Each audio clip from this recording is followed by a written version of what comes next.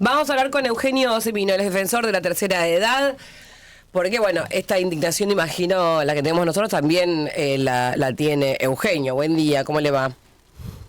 ¿Qué tal? Qué gusto poder saludarlos. Gracias. Bueno, Eugenio, aumento para los jubilados del 2,60 y pico, ¿no? Dijimos. Ahí te digo, 2,69%. Ahí está, 69. Estaba viendo la jubilación mínima que es de 259.000 pesos. Con esto, listo, no se quejen, viejo, ¿eh?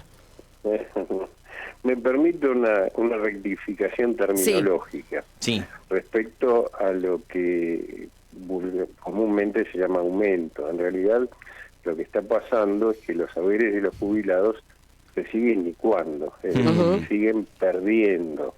Claro. Lo particular es que esta pérdida de poder adquisitivo se da ininterrumpidamente desde hace 7 años y se va profundizando día a día más. Ya, obviamente, nadie puede suponer que es de subsistencia lo que cobran los jubilados.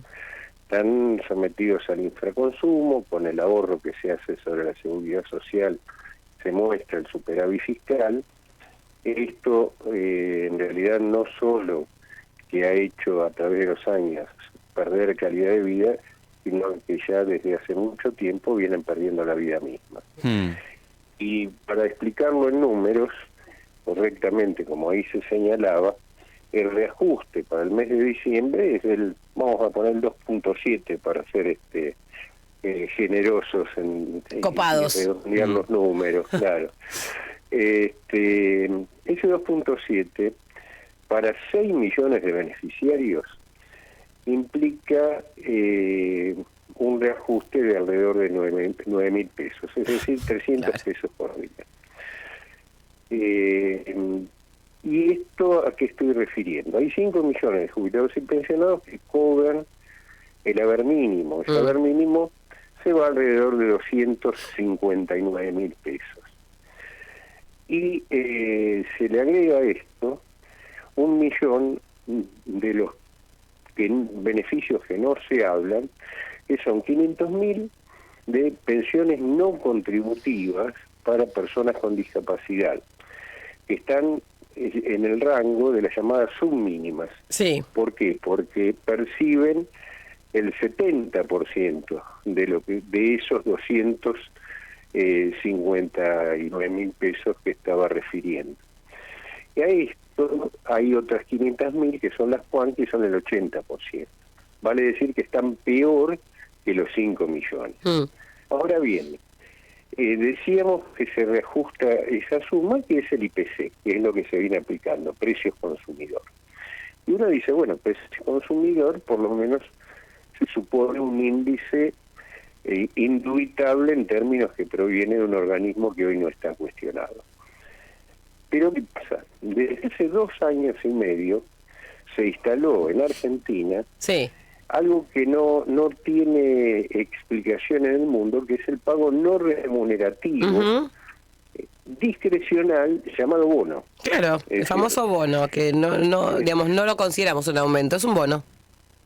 Claro, y que es lo más grave, porque no se entiende, aún países con el mismo idioma que nosotros no entienden el concepto, porque el Estado argentino desde hace 2 años y medio, con distintas administraciones, paga lo que se le ocurre al ministro de Economía de turno o al presidente de turno, que nada tiene que ver con el derecho previsional esto. Ese bono, por ejemplo, el año pasado tenía una evolución política electoral, es decir, aumentaba ante una elección, caía al mes siguiente. Sí. Síntesis del año, inflación 211%, jubilados por bono, con bono esa gran mayoría, 140% de reajuste, sin bono 110%. Sí. ¿Qué pasa con la nueva administración? Ese bono, siguiendo, porque el actual ministro supone diferenciarse ideológica y políticamente del anterior, pero en términos de la seguridad social sigue haciendo exactamente lo mismo, lo congeló. Es decir, hace 11 meses que quedó en 70.000 pesos. Por lo cual, y acá por eso la rectificación del término aumento, tenemos esos 6 millones de beneficios que reciben el IPC, pero solo sobre el haber. Por lo cual, es decir, pasan de 250.000 pesos a 259.000 pesos. Pero el bono sigue siendo los mismos 70.000 pesos que se pagaban en marzo. Sí. Por lo cual, esos 6 millones sobre el total no van a recibir el 2.7, sino el 1.4, el 1.5. Es decir, se sigue degradando, si puede degradarse aún más, ese haber. Todo esto, teniendo en cuenta que los 2 millones de jubilados restantes que no tienen bono, al no tener bono durante 2 años y medio, se acercaron numéricamente a los haberes de los que tienen bono. Eugenio. Por lo cual, sí, perdón. A ver si entendí, Berna Pertot te saluda. Vos estás haciendo el cálculo de, si sumamos los 70.000 pesos al ingreso total, claro, y hacemos el cálculo de cuántos son estos 9.000 pesos que vos decías que va a aumentar, eso en realidad es como un 1%.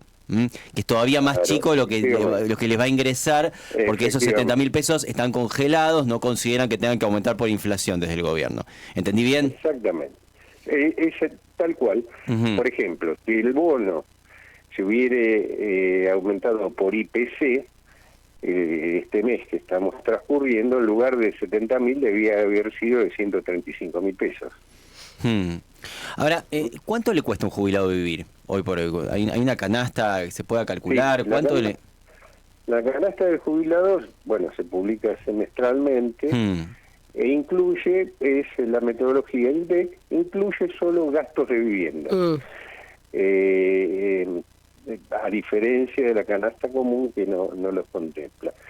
El último número es el 6 de octubre y son 912.000 pesos, por lo cual estamos hablando de jubilados de las mínimas que describíamos, que cubren 1/3 apenas de su canasta de necesidades básicas, y del resto que tienen una media, que era lo que refería últimamente, que no reciben bono, pero tienen una media de 450.000 pesos, vale decir que apenas logran llegar a cubrir media canasta. Hay un grupito de alrededor de sobre 7 millones y medio de 500.000 jubilados que están en valores más cercanos a la cobertura de esa canasta, superando esa canasta de los 900.000 pesos. Ahora, Eugenio, digo, después cuando se empiezan a discutir cosas como las jubilaciones de privilegio, ¿no? Digo, más allá de la movida política que implica la discusión en el momento que se instala, digo, y escuchás estos números. A mí me da una bronca, a mí me da un odio, digo, personalidades que, digo, pues no es solamente quien haya sido presidente de la nación, sino jueces, etcétera, etcétera, etcétera. Digo, que cobran una fortuna de guita por las jubilaciones y tenemos tantos jubilados que no pueden llegar siquiera a cubrir la cuarta parte de lo básico para poder vivir, ni siquiera decir tener una gran vida, apenas poder solventar sus gastos. Digo, ¿por qué es tan injusta la distribución en la Argentina? Mira, es inmoral.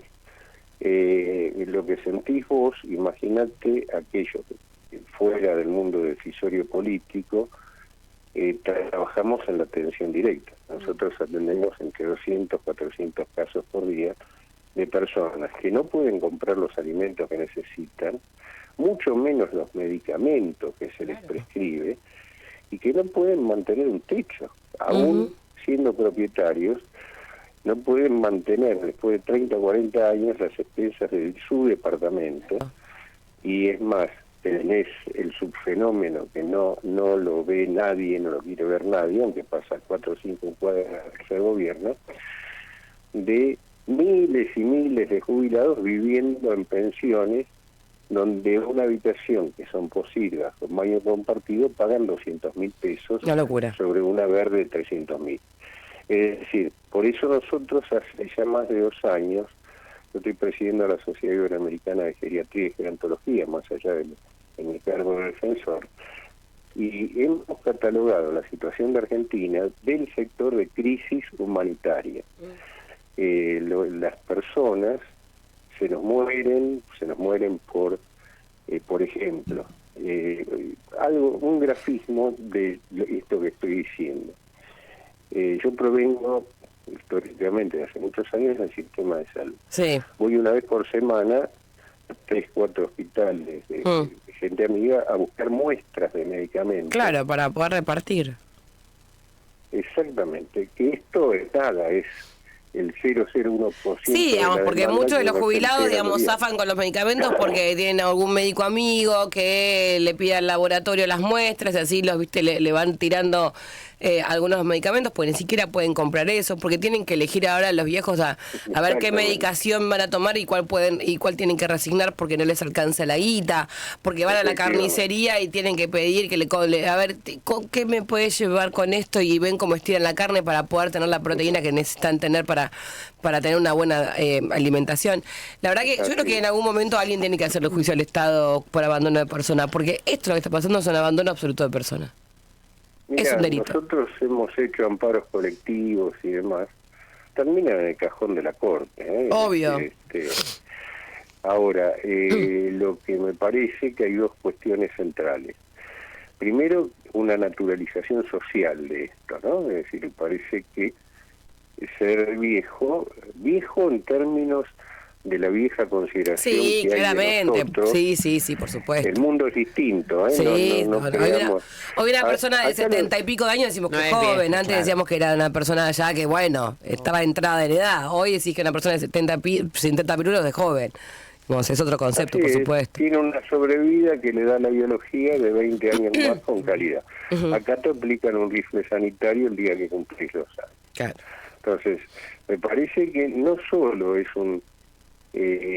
ocurre porque se ha naturalizado que es así a través de los años y de las administraciones, ¿no? Es decir, yo he visto pasar, imagínate que tengo un exceso de juventudes acumuladas, cantidades de administraciones que siguen la misma política, con otros discursos, con otros versos. Esto que vos señalabas, la ley de privilegio, la 24.018, es del 93. Todas las administraciones hablan de la ley, nadie la deroga. Claro. Por lo cual es una muestra pornográfica de lo que era el poder en Argentina, ¿no? Así es, Eugenio.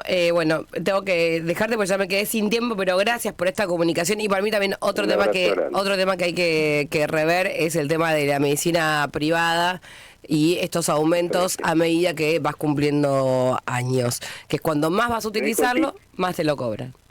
Se dijo el título para esa charla. En Argentina no hay políticas de salud, sino políticas de enfermedad. El negocio es la enfermedad. Gracias, Eugenio. Un abrazo. Que tengas buen día. Eugenio Semino, defensor de la tercera edad, pasada por